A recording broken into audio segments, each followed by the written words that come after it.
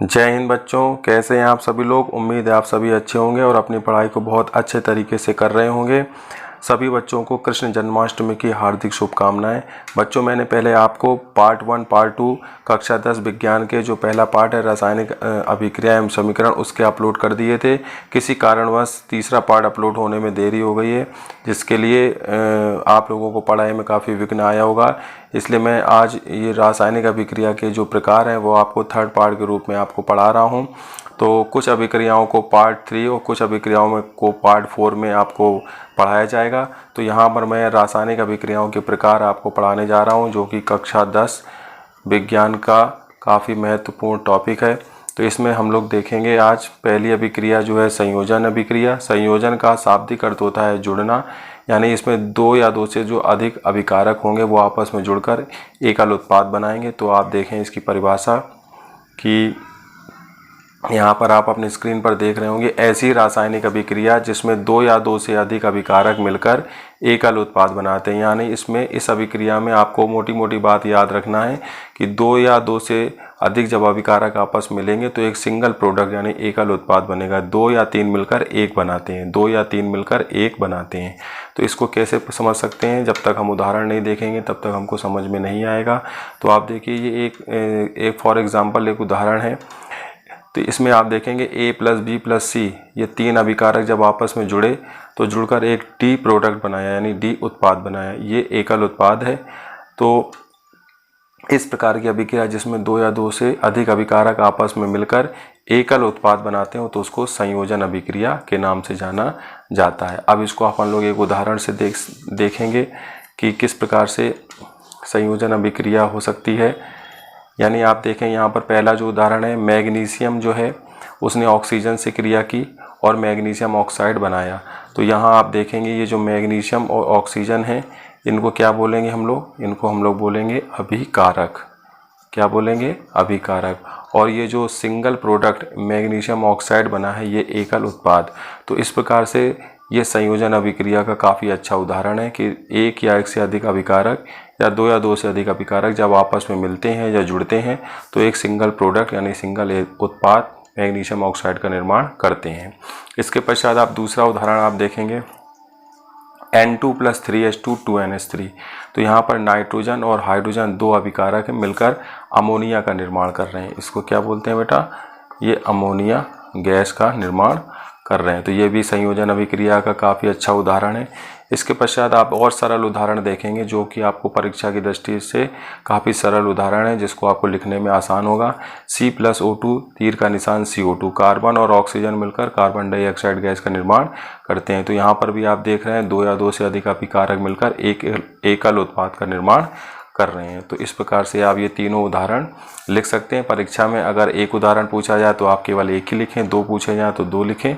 जैसा आपको परीक्षा में पूछा जाए वैसा आप इसमें लिख सकते हैं। तो इस प्रकार से बेटा ये संयोजन अभिक्रिया आपकी कंप्लीट हो गई है। इसके पश्चात हम लोग जो दूसरी अभिक्रिया है उसको पढ़ेंगे। उसका नाम है वियोजन या अपघटन अभिक्रिया। ये भी काफ़ी इम्पोर्टेंट है, परीक्षा में पूछी जाती है। वियोजन या अपघटन, जिस प्रकार से संयोजन का अर्थ था जुड़ना, उसी प्रकार से यहाँ वियोजन का अर्थ है टूटना। क्या है बेटा अर्थ? टूटना। वहाँ पर जुड़ रहे थे, यहाँ पर टूटेंगे। तो आप इसको परिभाषा के रूप में देखेंगे हम लोग कि ऐसी रासायनिक अभिक्रिया जिसमें एकल अभिकारक, ऐसी रासायनिक अभिक्रिया जिसमें एकल अभिकारक टूटकर दो या दो से अधिक उत्पादों में बदल जाता है। तो ऐसे में क्या होगा, ये संयोजन के जस्ट उल्टा है। उसमें दो अभिकारक जुड़कर क्या हो रहे थे, आपने यहाँ देखा था कि इसमें दो अभिकारक जुड़कर एकल उत्पाद बना रहे थे। लेकिन यहाँ वियोजन में क्या होगा बेटा? वियोजन में आप देख रहे हैं कि एकल अभिकारक टूटकर दो या दो से अधिक उत्पाद में बदल रहा है, यानी एक टूटकर दो या तीन बना रहा है। तो इसको आप इस प्रकार से देख सकते हैं, जैसे A एक अभिकारक है, इसको तोड़ा गया तो ये टूटकर B, C और D दो या दो से अधिक उत्पादों में टूट जाता है। तो ऐसी अभिक्रिया को वियोजन या अपघटन अभिक्रिया के नाम से जाना जाता है। तो इसके आप उदाहरण देखेंगे बेटा। तो इसमें आप देखेंगे जो पहला उदाहरण है कैल्शियम कार्बोनेट। कौन सा उदाहरण है? कैल्शियम कार्बोनेट CaCO3 को जब गर्म किया जाता है तो ये कैल्शियम ऑक्साइड और कार्बन डाइऑक्साइड गैस में टूट जाता है। चूँकि कैल्शियम कार्बोनेट को यहाँ गर्म किया जा रहा है यानी ऊष्मा दी जा रही है, तो ऐसी वियोजन अभिक्रिया जिसमें ऊष्मा के द्वारा वियोजन किया जाता है उसको हम लोग ऊष्मीय वियोजन के नाम से जानते हैं। किस नाम से जानते हैं बेटा? ऊष्मीय वियोजन। यानी कैल्शियम कार्बोनेट को ऊष्मा के द्वारा कैल्शियम ऑक्साइड और कार्बन डाइऑक्साइड गैस में तोड़ा जा रहा है, तो इसको ऊष्मीय वियोजन के नाम से हम लोग जानते हैं। इसके पश्चात हम लोग देखेंगे बेटा दूसरी जो अभिक्रिया आपके सामने आएगी वो आप देखेंगे। इसमें हम लोग एक और उदाहरण से हम लोग समझेंगे इसको। ये आपके सामने है। इसमें आप देखेंगे पानी जो है, पानी को हाइड्रोजन और ऑक्सीजन, यानी पानी का जो सूत्र होता है वो H2O, इसमें हाइड्रोजन है और ऑक्सीजन से मिलकर पानी बनता है। तो पानी को तोड़ने के लिए हम लोग विद्युत का इस्तेमाल करते हैं, यानी जो करंट होता है उसके द्वारा पानी को हाइड्रोजन और ऑक्सीजन में तोड़ा जाता है। तो जब विद्युत के द्वारा किसी यौगिक को यानी एकल अभिकारक को तोड़ा जाता है तो उसको विद्युत वियोजन के नाम से जाना जाता है। ये भी वियोजन अपघटन अभिक्रिया का एक दूसरा प्रकार है। इसके पश्चात हम लोग तीसरा प्रकार देखेंगे बेटा, ऐसा वियोजन जिसमें सूर्य के प्रकाश के द्वारा जो अभिकारक होता है उसको तोड़ा जाता है। तो इस प्रकार के वियोजन को हम लोग प्रकाश के वियोजन के नाम से जानते हैं। इसमें किसका उदाहरण दिया गया? सिल्वर क्लोराइड जब सूर्य के प्रकाश की उपस्थिति में रखा जाता है तो ये सिल्वर और क्लोरीन गैस प्रदान करता है। तो इस प्रकार से आपने देखे कि वियोजन या अपघटन अभिक्रिया के 3 प्रकार हो गए जो आपने देखा था शुरू में। इसमें आपको मैंने बताया था कि जो पहला प्रकार है वो ऊष्मीय वियोजन, ऊष्मा के द्वारा होने वाला वियोजन ऊष्मीय वियोजन। इसके पश्चात आपने देखा बेटा विद्युत के द्वारा होने वाला वियोजन विद्युत वियोजन, और प्रकाश के द्वारा होने वाला वियोजन प्रकाशीय वियोजन कहलाता है। तो इस प्रकार से विद्युत जो आपकी वियोजन अभिक्रिया वो पूर्ण होती है, जो 3 प्रकार थे इसके। इसके पश्चात आप देखेंगे जो अगली अभिक्रिया है बहुत बहुत बहुत इम्पॉर्टेंट है, विस्थापन अभिक्रिया। विकल्प में भी आती है, इससे क्वेश्चन भी पूछे जाते हैं। तो विस्थापन अभिक्रिया क्या होती है? तो देखिए आपकी स्क्रीन पर दिखा हुआ है कि ऐसी रासायनिक अभिक्रिया जिसमें एक तत्व दूसरे तत्व को उसके यौगिक में से विस्थापित कर देता है, विस्थापन अभिक्रिया कहलाती है। बहुत सरल है, इस पे परिभाषा पे गौर कीजिए। ऐसी रासायनिक अभिक्रिया जिसमें एक तत्व दूसरे तत्व को उसके यौगिक में से विस्थापित कर देता है, विस्थापन अभिक्रिया कहलाती है। अब इसको उदाहरण के द्वारा समझेंगे तो आपको और अच्छी तरीके से समझ में आ जाएगा। जैसे इसमें देखिए एक अभिकारक 1 है, दूसरा अभिकारक BC है।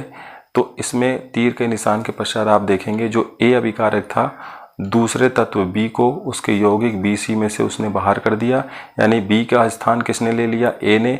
तो यहाँ पर AC बन गया और B को इसने बाहर कर दिया। तो इस प्रकार से B का विस्थापन हो गया। तो इस प्रकार से इस जो अभिक्रिया कहलाती है वो विस्थापन अभिक्रिया कहलाती है। इसका जो आप एक एग्जाम्पल देखेंगे वो आप देखेंगे जैसे ये CuSO4 प्लस Fe और FeSO4 प्लस Cu। तो इसको आप देखेंगे ये जो Fe है, इस Fe ने क्या किया?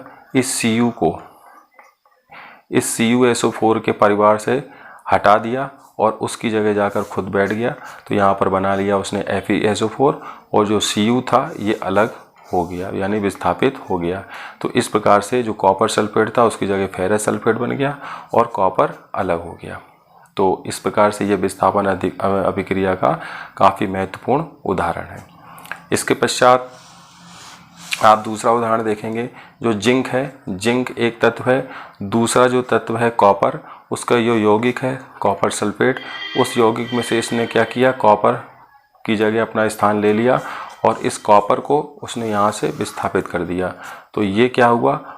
जिंक ने कॉपर को कॉपर के परिवार से बाहर कर दिया। तो ये भी एक विस्थापन अभिक्रिया का बहुत अच्छा उदाहरण है। तो इस प्रकार से आपने देखा कि आपकी जो विस्थापन अभिक्रिया थी कि एक ऐसी रासायनिक अभिक्रिया जिसमें एक तत्व दूसरे तत्व को उसके यौगिक में से विस्थापित कर देता है, विस्थापन अभिक्रिया कहलाती है। तो ये आपके 2 उदाहरण हो गए। इस प्रकार से आपकी ये अभिक्रिया पूर्ण हो गई। इसके पश्चात हम लोग देखेंगे बेटा अगली एक नेक्स्ट अभिक्रिया है, बहुत इंपॉर्टेंट है ये भी, द्विविस्थापन अभिक्रिया। जैसे इसके नाम में ही उत्तर है, विस्थापन तो है लेकिन ये द्विविस्थापन है। यहाँ पर 2 प्रकार से विस्थापन होगा। वो कैसे होगा वो मैं आपको परिभाषा में बताता हूँ। तो आप देखेंगे ऐसी रासायनिक अभिक्रिया जिसमें अभिकारकों के बीच, किसमें बेटा, अभिकारकों के बीच आयनों का आदान प्रदान होता है। किसका आदान प्रदान होता है? आयनों का। इसको आपको याद रखने के लिए बहुत बस यही तरीका है कि वह अभिक्रिया जिसमें आयनों का आदान प्रदान होता है उसको हम लोग द्विविस्थापन अभिक्रिया के नाम से जानते हैं। अब इसको हम लोग एक उदाहरण से देखेंगे, जैसे AB प्लस CD, तीर का निशान AD प्लस CB। तो आप देखेंगे यहाँ पर जो A के साथ B था और जो C के साथ D था, इसमें अभिकारकों के जो आयन है, यानी A के साथ कौन चला गया? A चला गया D के साथ और जो B था वो C के साथ। तो इसमें आप देखेंगे यहाँ पर क्या हो गया, इन दोनों के बीच आदान प्रदान हो गया, एक्सचेंज हो गया। तो जब एक्सचेंज होता है आयनों के बीच तो वहाँ पर हम द्विविस्थापन अभिक्रिया के नाम से इसको जानते हैं। तो आप इसके पश्चात मैं आपको इसमें जो उदाहरण है मैं आपको यहाँ पर बताता हूँ किस प्रकार से एक्सचेंज होता है द्विविस्थापन अभिक्रिया में। इसमें मैं आपको एक उदाहरण के द्वारा यहाँ बताना चाहूँगा। जैसे हम यहाँ पर एक उदाहरण लेते हैं द्विविस्थापन अभिक्रिया में, जैसे मैंने यहाँ पे लिखा Na2SO4 प्लस दूसरा मैं यौगिक ले लेता हूँ एक, उसको मैं लिख देता हूँ BaCl2, तीर का निशान। अब इसमें आप देखेंगे जो Na था, Na के साथ Cl चला गया प्लस जो अपना Ba था, Ba के साथ SO4। तो इस प्रकार से ये जो अभिक्रिया है ये कंप्लीट हो गई। यहाँ पर संतुलित करने के लिए यहाँ पर हम लोग 2 लगा देंगे। तो अब यहाँ आप देखेंगे कि मैंने एक समीकरण लिखा है कि Na2SO4 sodium sulphate barium chloride की जब 2 अभिकारों के बीच क्रिया हुई, इसमें ये जो SO4 है ये आयन है, इसमें क्लोराइड आयन है।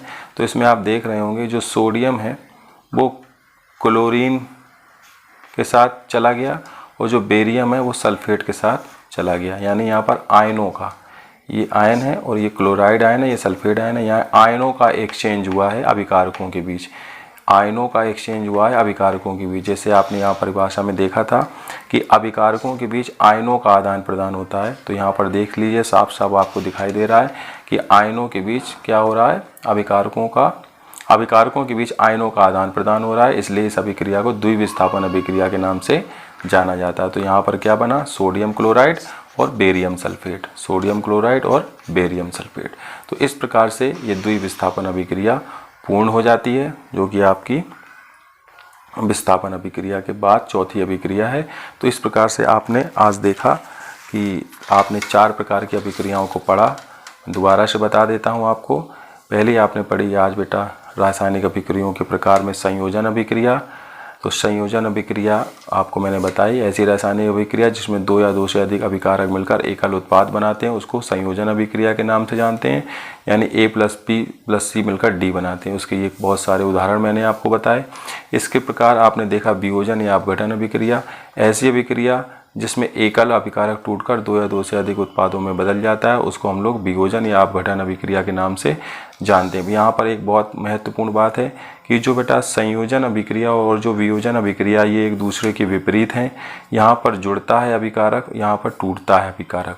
तो इस प्रकार से जो वियोजन अभिक्रिया वो 3 प्रकार की होती है। ऊष्मीय वियोजन, और इसके बाद मैंने आपको बताया ऊष्मीय वियोजन के बाद मैंने बताया आपको विद्युत वियोजन और प्रकाशीय वियोजन।